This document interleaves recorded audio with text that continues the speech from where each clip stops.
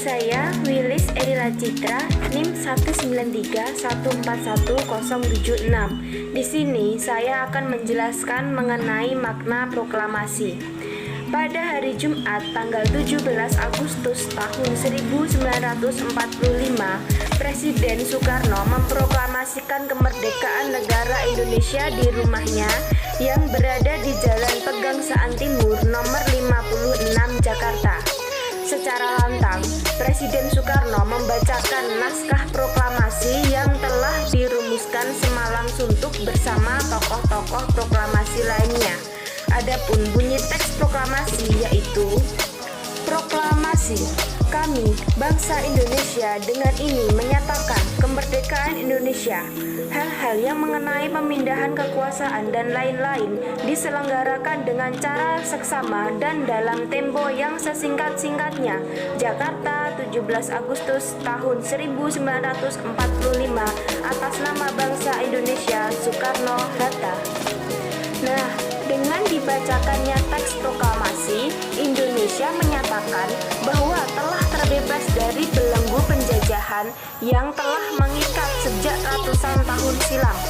Kabar gembira ini langsung disiarkan melalui berbagai media seperti radio, media cetak, hingga utusan daerah. Peristiwa penting ini memang hanya berlangsung sekitar kurang lebih 1 jam, tetapi hal ini telah membawa perubahan yang cukup besar bagi bangsa Indonesia. Oleh karena itu, proklamasi kemerdekaan Indonesia dapat dijadikan sebagai tonggak pembaruan kehidupan bangsa Indonesia di segala aspek. Perjuangan dari masa kolonial hingga perumusan proklamasi sangatlah panjang, sehingga proklamasi sendiri memiliki makna yang sangat berarti bagi bangsa Indonesia. Makna proklamasi dalam berbagai aspek ialah sebagai berikut. Yang pertama adalah aspek politik. Dalam aspek politik, tentunya Indonesia itu memiliki kedaulatan rakyat, yaitu pengakuan dari segenap rakyat Indonesia bahwa pemerintahan Indonesia sebagai kekuasaan pemerintahan tertinggi dan terlepas dari segala bentuk penjajahan.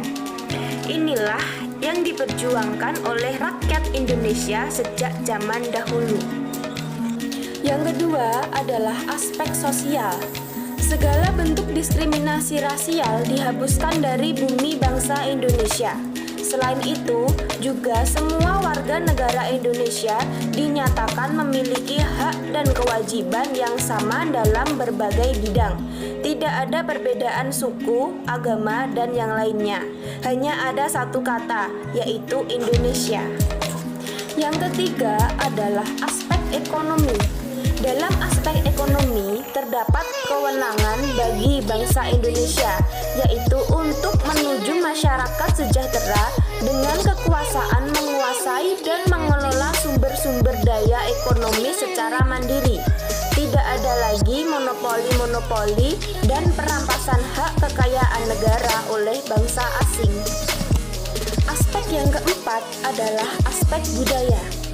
Nah, makna proklamasi dalam aspek budaya bagi Indonesia adalah untuk memiliki kepribadian nasional yang berasal dari kebudayaan bangsa Indonesia sendiri. Nilai-nilai kepribadian bangsa ini telah tercermin dalam Pancasila, mulai dari ketuhanan, kemanusiaan, persatuan, demokrasi, hingga keadilan sosial. Aspek yang kelima atau yang terakhir yaitu aspek pendidikan.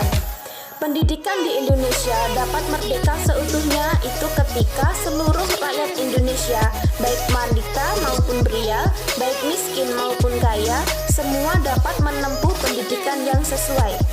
Standar kompetensi atau standar kualitas setiap lembaga itu memiliki kesamaan taraf, gunanya untuk membangun generasi yang berkualitas. Jadi dapat disimpulkan menyimpulkan bahwa proklamasi kemerdekaan Indonesia itu memiliki beberapa makna, yaitu 1. Sebagai lahirnya Negara Kesatuan Republik Indonesia. 2. Sebagai puncak perjuangan bangsa Indonesia. 3. Sebagai pelaksanaan amanat penderitaan rakyat. 4. Berlakunya tata hukum Indonesia. 5. Dihapusnya tata hukum kolonial. Dan yang terakhir adalah bangsa Indonesia menyusun pemerintahan.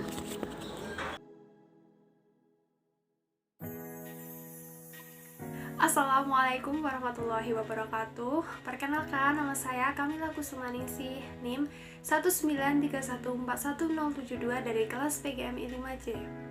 Di sini saya akan menyampaikan materi, yaitu tentang siapa sih tokoh-tokoh yang hadir atau yang berperan penting dalam proses proklamasi kemerdekaan Indonesia.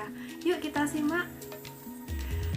Berikut adalah tokoh-tokoh yang berperan penting dalam proses proklamasi kemerdekaan Indonesia. Yang pertama adalah Insinyur Soekarno. Siapa sih Insinyur Soekarno itu? Ya, Insinyur Soekarno adalah Bapak Proklamator Indonesia. Kenapa disebut dengan Proklamator Indonesia? Karena pada saat itu Insinyur Soekarno adalah tokoh yang memproklamasikan kemerdekaan Indonesia. Selain sebagai Proklamator Indonesia, Insinyur Soekarno adalah Presiden pertama Republik Indonesia. Beliau lahir di Surabaya pada tanggal 6 Juni 1901. Pada tahun 1925, beliau menamatkan pendidikannya di Technisch School atau THS di Bandung, kemudian memperoleh gelar insinyur. Pada penjajahan Belanda, seorang Soekarno ini sangat aktif di dalam organisasi, misalnya di dalam PNI, Partai Nasional Indonesia, dan juga Partindo, Partai Indonesia. Di masa pendudukan Jepang, Soekarno ini diangkat sebagai ketua organisasi Putra atau Pusat Tenaga Rakyat, kemudian sebagai penasehat Jawa Hokakai, anggota BPUPKI, dan anggota PPKI. Nah, ini dia peran Bapak Insinyur Soekarno di dalam proklamasi, yaitu yang pertama, beliau menyusun teks proklamasi bersama Muhammad Hatta dan juga Ahmad Subarjo, yang kemudian naskah tersebut diketik oleh Sayuti Melik. Kemudian barulah ditandatangani oleh Bapak Soekarno Hatta atas nama bangsa Indonesia. Kemudian beliau wafat pada tanggal 21 Juni tahun 1970 dan kemudian dimakamkan di Blitar. Tokoh yang selanjutnya adalah Dr. Andes Muhammad Hatta. Siapa sih Muhammad Hatta itu? Muhammad Hatta, beliau lahir di Bukit Tinggi, Sumatera Barat pada tanggal 12 Agustus tahun 1902. Muhammad Hatta mendapatkan gelar Doktorandus atau DRS bidang ekonomi dari Andes Hogeschool atau HHS di Belanda pada tahun 1932. Dengan bekal pendidikannya, Bapak Doktorandus Muhammad Hatta ini mempelopori berdirinya koperasi di Indonesia, sehingga beliau disebut sebagai Bapak Koperasi Indonesia. Selain sebagai Bapak Koperasi Indonesia, Bapak Dr. Muhammad Hatta ini beliau adalah Wakil Presiden Republik Indonesia yang pertama. Di masa penjajahan Jepang, beliau juga dipilih untuk menjadi pemimpin organisasi Putra. Beliau juga termasuk anggota PPKI dan wakil ketua PPKI. Kemudian apa sih perannya seorang Bapak Dr. Andes Muhammad Hatta ini di dalam proklamasi? Sama seperti Bapak Insinyur Soekarno, beliau adalah penyusun teks proklamasi dan juga orang yang menandatangani teks proklamasi dan memproklamasikan kemerdekaan Indonesia. Dr. Andes Muhammad Hatta ini wafat pada tanggal 14 Maret tahun 1980 yang kemudian dimakamkan di Tanah Kusir, Jakarta. Selanjutnya tokoh yang ketiga adalah Ahmad Subarjo. Mr. Ahmad Subarjo Suryo lahir di Karawang, Jawa Barat pada tanggal 23 Maret tahun 1896.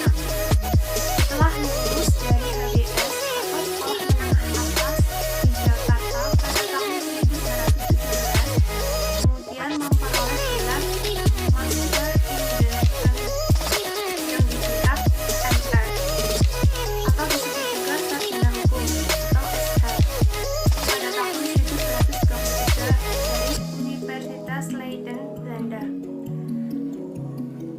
Semasa beliau menjadi seorang mahasiswa, beliau sangat aktif dalam memperjuangkan kemerdekaan Indonesia.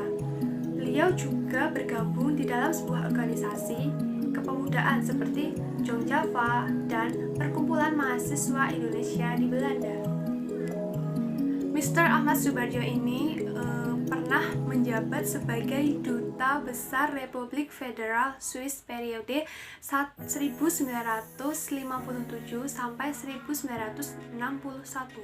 Selain itu, beliau adalah Menteri Luar Negeri periode 1951 sampai 1952. Beliau wafat pada tanggal 15 Desember tahun 1978. Kemudian perannya di dalam proklamasi yaitu adalah berhasil menyatukan perbedaan pendapat antara golongan muda dan golongan tua di Rengas Dengklok. Tokoh yang selanjutnya adalah seorang wanita. Beliau juga berperan penting dalam proklamasi Indonesia. Beliau adalah Ibu Fatmawati Soekarno. Beliau adalah istri dari Presiden Soekarno yang lahir di Bengkulu pada tanggal 15 Februari tahun 1923. Beliau wafat pada tanggal 14 Mei 1980 di Kuala Lumpur, Malaysia, yang kemudian dimakamkan di tempat pemakaman umum Karet, Jakarta. Peran Ibu Fatmawati Soekarno ini juga sangat penting karena beliau adalah penjahit bendera Sang Saka Merah Putih. Baiklah, demikian tokoh-tokoh yang berperan penting dalam proklamasi yang dapat saya sampaikan. Semoga bisa bermanfaat bagi kita semua. Sekian, wassalamualaikum warahmatullahi wabarakatuh.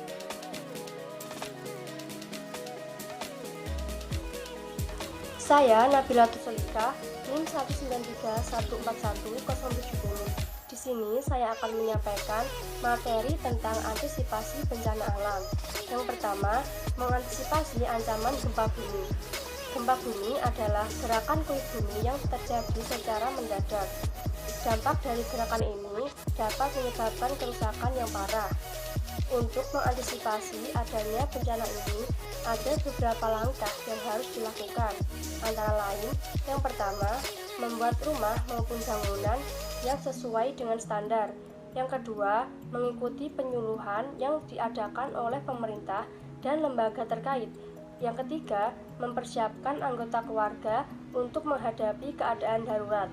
Dan yang terakhir, membentuk kelompok-kelompok siaga di masyarakat. Yang kedua, mengantisipasi ancaman tsunami. Tsunami adalah gelombang laut pasang yang disebabkan adanya gempa di dasar laut. Tinggi dari tsunami sendiri bisa mencapai 10 meter dan menimbulkan dampak yang dahsyat. Langkah yang harus dilakukan oleh masyarakat antara lain, yang pertama, masyarakat harus menghafal karakteristik gempa yang potensialnya menjadi tsunami. Yang kedua, meningkatkan kewaspadaan saat berwisata di kawasan pantai. Yang ketiga, mengetahui secara pasti langkah darurat dan tempat evakuasi. Dan yang terakhir, masyarakat pantai harus turut menjaga kelestarian tanaman mangrove. Yang ketiga, mengantisipasi ancaman gunung berapi. Ada beberapa langkah yang harus dilakukan masyarakat, antara lain Yang pertama, masyarakat di sekitar gunung berapi harus mengetahui secara pasti tempat dan jalur evakuasi. Yang kedua, masyarakat harus mengenali tanda-tanda terjadinya bencana gunung berapi. Dan yang ketiga, masyarakat harus mematuhi pengumuman dari instansi terkait. Yang keempat, mengantisipasi ancaman tanah longsor. Tanah longsor adalah gerakan tanah dan bebatuan pada lereng sebuah gunung. Ada beberapa langkah yang harus dilakukan oleh masyarakat. Yang pertama, menjaga kelestarian lingkungan pegunungan. Yang kedua, masyarakat harus sadar untuk tidak membangun rumah secara sembarangan di kawasan perbukitan. Dan yang ketiga, masyarakat harus menghentikan penebangan liar di kaki bukit. Yang kelima, mengantisipasi ancaman bencana banjir. Banjir adalah keadaan saat suatu daerah tergenang oleh air dalam jumlah yang besar. Dampak dari bencana ini bisa dikurangi apabila masyarakat turut aktif di dalamnya. Ada beberapa hal yang harus dilakukan oleh masyarakat. Yang pertama, membiasakan hidup sehat dan bersih. Yang kedua, tidak membangun rumah di bantaran sungai. Dan yang terakhir, meletakkan dokumen penting secara benar. Yang keenam, mengantisipasi ancaman angin topan. Ciri khas dari angin topan adalah terjadinya pusaran angin secara mendadak dengan kecepatan 120 km per jam ataupun lebih. Ada beberapa langkah yang harus dilakukan oleh masyarakat. Yang pertama, membuat bangunan yang kuat dan tahan terhadap angin. Yang kedua, mengurangi penggunaan bahan-bahan yang mudah dalam pembangunan rumah maupun bangunan. Dan yang ketiga, menggalakkan penghijauan untuk mengurangi dan meredam gaya angin. Yang ketujuh, mengantisipasi ancaman bencana kebakaran hutan. Ada beberapa hal yang harus dilakukan oleh masyarakat. Yang pertama, menghentikan kebiasaan membuka hutan untuk dijadikan ladang. Yang kedua, membiasakan hidup disiplin, terutama di kawasan hutan. Dan yang terakhir, meningkatkan kesadaran tentang pentingnya kelestarian hutan. Itu tadi yang dapat saya sampaikan. Materi selanjutnya akan disampaikan oleh pemateri keempat.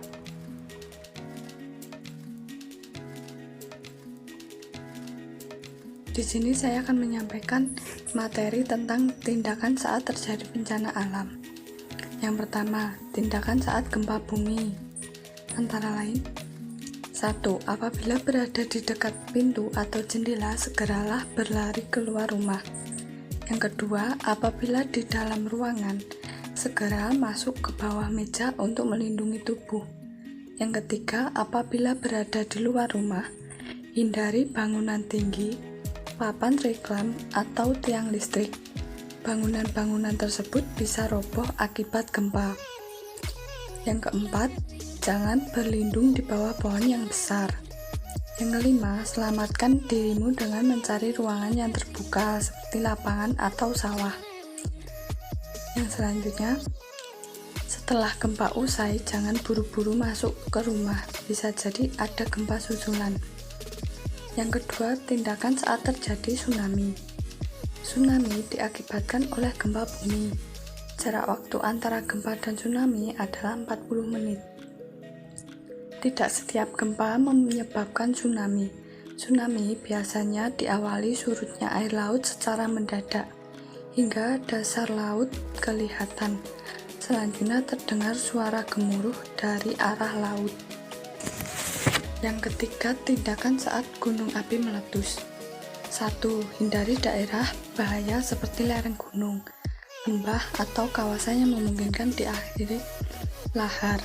Yang kedua, lindungi diri dari abu letusan dan awan panas. Bisa mengenakan masker, topi, celana panjang, dan baju lengan panjang. Yang ketiga, abu letusan berbahaya bagi tubuh. Usahakan jangan menghirup secara langsung udara yang terkena abu letusan. Yang keempat, tindakan saat terjadi tanah longsor. Pertama, jangan panik dan segeralah ke tempat yang aman dari jalur longsoran. Yang kedua, jika memungkinkan, bantu orang lain yang lemah, seperti orang sakit, balita, dan lansia. Yang ketiga, bertahan di tempat pengungsian sampai situasi benar-benar aman. Yang kelima, tindakan saat terjadi banjir. Pertama, evakuasi ke tempat yang lebih tinggi. Yang kedua, amankan barang berharga. Yang ketiga, segera matikan aliran listrik dari saklar utama. 6. Tindakan saat terjadi bencana angin topan. 1. Segera masukkan benda-benda penting yang berada luar rumah. Hal ini penting agar tidak terbawa angin. Yang kedua, apabila angin semakin kencang, segera matikan aliran listrik dan kompor. Yang ketujuh, tindakan saat terjadi kebakaran hutan. 1. Apabila melihat api di hutan, usahakan untuk memadamkannya. 2. Apabila apinya besar, segera beritahu petugas terdekat. Yang ketiga, gunakan masker apabila melewati hutan yang terbakar. Materi selanjutnya akan disampaikan pemateri selanjutnya.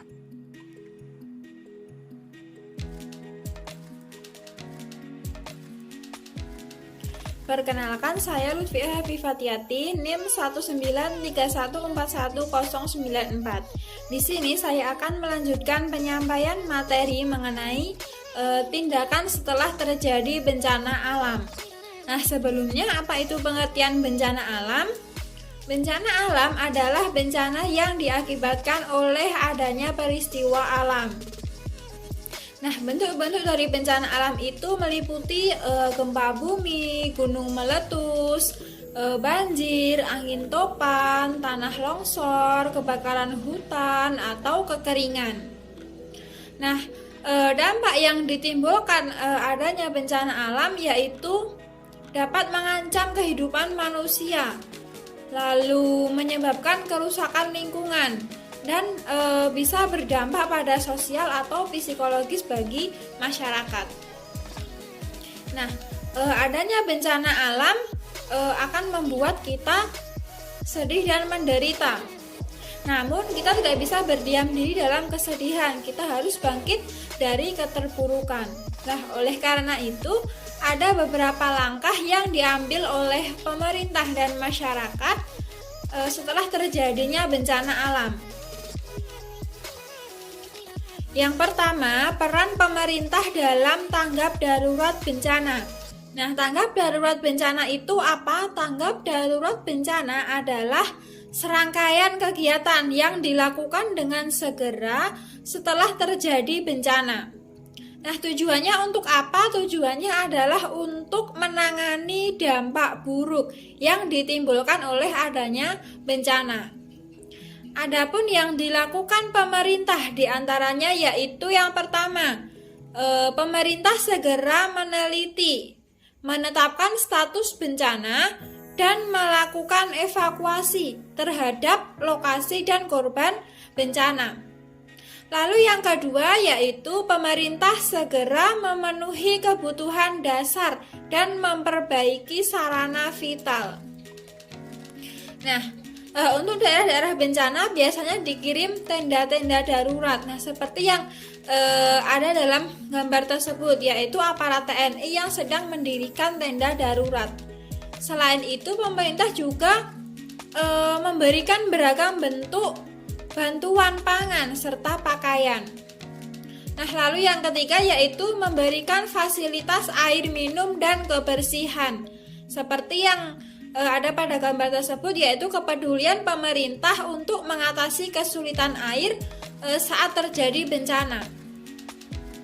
Lalu yang keempat yaitu pemerintah melakukan rekonstruksi, yaitu dalam fisik dan mental korban. Nah, perbaikan dilakukan menyangkut prasarana umum. Selain itu, aktivitas pemerintahan dan pendidikan di daerah bencana juga segera diaktifkan kembali. Nah, sementara itu masyarakat juga diberi kemudahan dalam pelayanan kesehatan. Dalam melakukan rekonstruksi ini, pemerintah memberikan dana bantuan untuk rekonstruksi perumahan penduduk seperti yang ada pada gambar itu. Dana rekonstruksi yang diberikan oleh pemerintah untuk warga itu digunakan untuk membangun rumah yang rusak akibat terjadinya bencana. Nah, Dana yang diberikan oleh pemerintah kepada warga itu diambil dari anggaran penanggulangan bencana yang dimiliki oleh pemerintah pusat dan pemerintah daerah. Bantuan kepada masyarakat yang diberikan itu dikelompokkan berdasarkan tingkat kerusakan yang dialami oleh warga yang terkena bencana tersebut. Selanjutnya yaitu yang kedua, peran masyarakat dalam tanggap darurat bencana. Nah, masyarakat korban bencana biasanya menerapkan beberapa langkah darurat sendiri, seperti yang pertama, mendirikan posko-posko, tenda darurat, dan dapur umum. Nah, yang kedua, para ibu menyediakan makanan untuk makan bersama. Selain itu juga yang ketiga yaitu masyarakat melakukan penjagaan rumah-rumah yang terkena bencana. Selanjutnya, beberapa saat setelah terjadi bencana, biasanya ada anggota masyarakat yang menjadi relawan. Nah, relawan tersebut biasanya menyumbang dana atau tenaga dan juga menyediakan fasilitas umum. Nah, relawan tersebut dengan sekuat tenaga membantu korban bencana tanpa adanya perintah atau tanpa dibayar. Nah, selanjutnya ada beberapa dampak bencana, yaitu salah satunya akan memunculkan ikatan solidaritas antar masyarakat. Nah, masyarakat di kota atau di desa yang terkena bencana itu akan saling bahu-membahu meringankan beban penderitaan. Semua yang terkena bencana itu merasa susah dan menderita, tidak ada yang berpangku tangan. Nah, dari hal tersebut bencana alam ternyata membawa hikmah, yaitu akan terbentuk kebersamaan antar masyarakat. Itu tadi ada beberapa tindakan yang dilakukan oleh pemerintah dan masyarakat setelah terjadinya bencana. Dengan adanya tanggap darurat bencana, maka penderitaan masyarakat bisa berkurang dan kehidupan bisa beranjak normal kembali. Nah, demikian itu tadi materi yang dapat kelompok kami sampaikan. Apabila ada salah kata, kami mohon maaf. Terima kasih. Wassalamualaikum warahmatullahi wabarakatuh.